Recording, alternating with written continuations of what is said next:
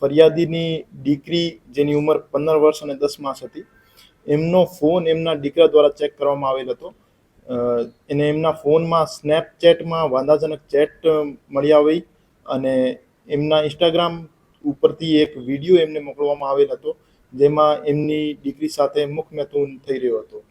તો આ હકીકત આધારે પોલીસ સ્ટેશનમાં ફરિયાદી દ્વારા એક ફરિયાદ દાખલ કરવામાં આવેલ હતી.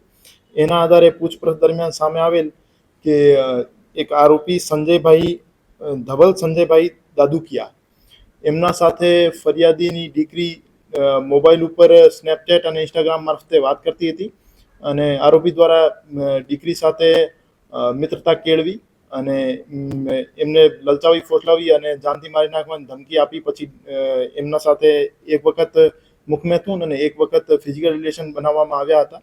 એના આધારે ગાંધીગ્રામ પોલીસ સ્ટેશનમાં બીએનએસની કલમ 64(2)M, 65(1), 77, 351(3) અને પોક્સોની કલમ 6 અને આઈટી એક્ટની કલમ 66E અને 67B હેઠળ એક ગુનો દાખલ કરવામાં આવેલ હતો અને આરોપીની ધરપકડ કરી લેવામાં આવી છે અને આગળ પોલીસ દ્વારા તપાસ કરવામાં આવી રહી છે. ફરિયાદીની જે ભોગ બનનાર દીકરી છે, એમના દ્વારા મોબાઈલ ફોન ઉપર અભ્યાસ માટે વિડીયો જોવામાં આવેલ હતા.